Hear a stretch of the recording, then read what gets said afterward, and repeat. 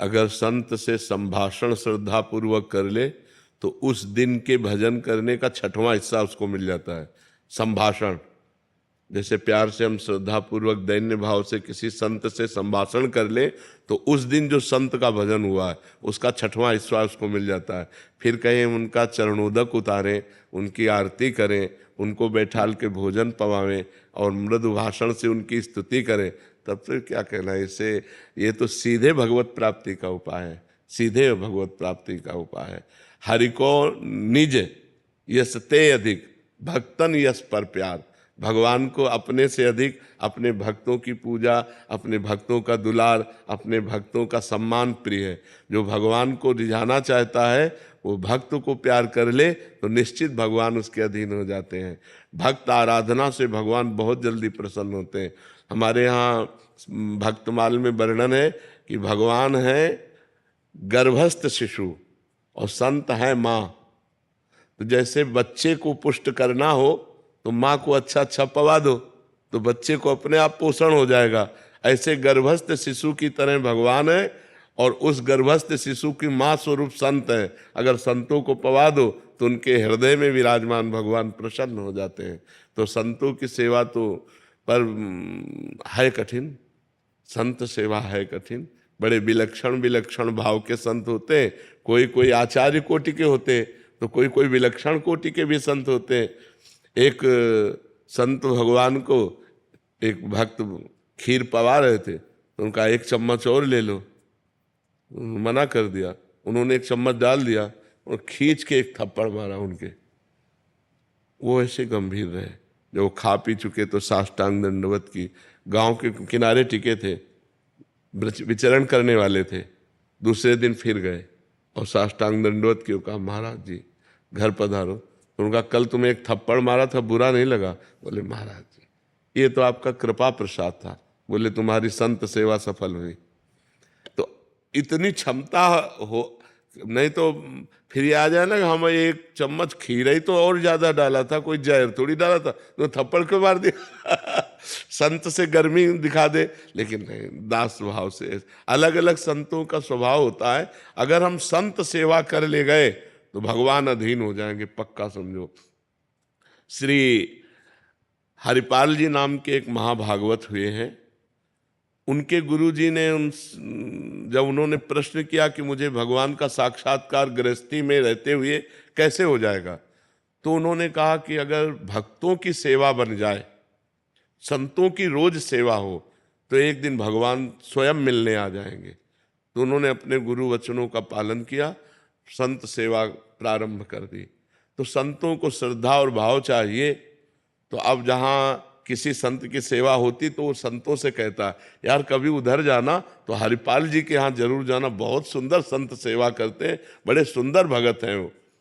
अब वहाँ संतों की मंडलियां आने लगी। अर्थ सीमित था, धीरे धीरे सब संत सेवा में यहाँ तक हालत हो गई कि अब संत आए तो अब उनका भोजन प्रसाद कैसे हो। तो उन्होंने विचार किया कि अब मैं चोरी करूंगा। जंगल का रास्ता था तो खड़े हो जाते और जो निकलता तो मारते नहीं थे पर दूर से भाला दे। अगर कंठी तिलक है तो नहीं, और रामकृष्ण बोल दिया तो नहीं, अरे राम, तो फिर नहीं, फिर जाओ, फिर चोरी। वो जो रामकृष्ण न बोले और जिसके कंठी तिलक न हो और विचार किया कि उसका भी मंगल हो जाएगा, तो ₹1, ₹2, ₹4 जो मिलता उससे जाके अन्न लाते और संत को पवाते।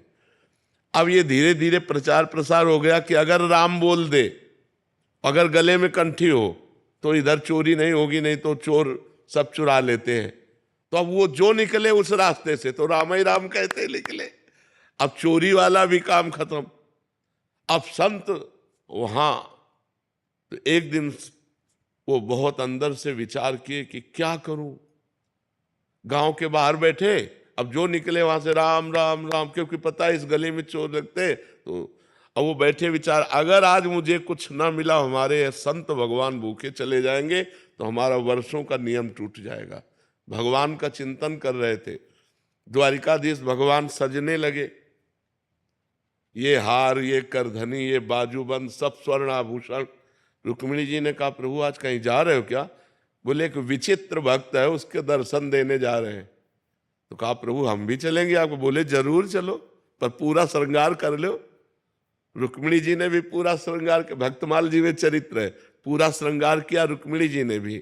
पर कहा देखो नाराज मत होना, हमारा भक्त विचित्र है और कोई भागवतिक चिन्ह नहीं, कोई तिलक नहीं, कोई कंठी नहीं, और परस्पर व्यापार की चर्चा करनी है। रुक्मिणी जी ने कहा ऐसा कौन भक्त की भगवान की चर्चा नहीं कर ली, तो कंठी तिलक नहीं, कोई भागवतिक चिन्ह नहीं, बस संसारिक वार्ता करनी। जो ही झनन भनन करके भगवान प्रकट हुए रुक्मिणी जी के। हरिपाल जी ने देखा इतना धनी, आज तक ऐसा धनी हमने नहीं देखा, जितने आभूषण भगवान सेठ रूप में और उनकी पत्नी के रूप में रुक्मिणी जी। हरिपाल जी खड़े हो गए तो भगवान नजदीक गए और 2 असरफियां दी। वो कहा हम सुनते हैं इस जंगल में चोर लगता है, आप हमको पार कर दोगे? अरे बोले भाग्य खुल गए, हम तो पार ही कर देंगे। तो उन्होंने सोचा ये तो बहुत अच्छा हुआ, 2 असरफी पहले मिल गई और सारे आभूषण रास्ते में उतरवा लेंगे इनसे। बीच रास्ते में जब जंगल में पहुंचे तो भाला उठाया और भगवान की तरफ किया, कहा सारे आभूषण उतारो। भगवान तो आए थे उतारने के लिए, संत सेवा के लिए, देने के लिए। रुक्मिणी जी ने कहा सुदर्शन चक्र को याद करो। बोले इस समय सुदर्शन चक्र नहीं, बोले यही वो भक्त है जिसके लिए हम आए हैं। बोले प्रभु भक्त कैसा? बोले पहले सब उतार दो। उतार, अब अंगूठी नहीं उतारे तो उनका उतारो अंगूठी, इससे 5 संतों का भोजन होगा। तो भगवान ने कहा समझती हो, अपना सर्वस्व संतों को लुटा करके, और जो धर्म विमुख जन है उनका धन लेकर संतों की सेवा में लगाते थे। तो अब जब ये बातें होने लगी तो हरिपाल जी चौंक गए। तो उनका तुम चिंता मत करो, तुम जिसको इष्ट मानते हो वही मैं तुम्हारा इष्ट हूं। भगवान ने अपने स्वरूप का साक्षात्कार कराया और कहा यह आभूषण ले जाओ, कुल परंपरागत लक्ष्मी बढ़ती रहेगी, अब घटेगी नहीं, खूब संत सेवा करो। तो गृहस्थी में यदि संत सेवा हो जाए तो भगवान चलकर आकर दर्शन देंगे किसी न किसी रूप में, इसमें कोई संशय नहीं। पर है कठिन, है कठिन।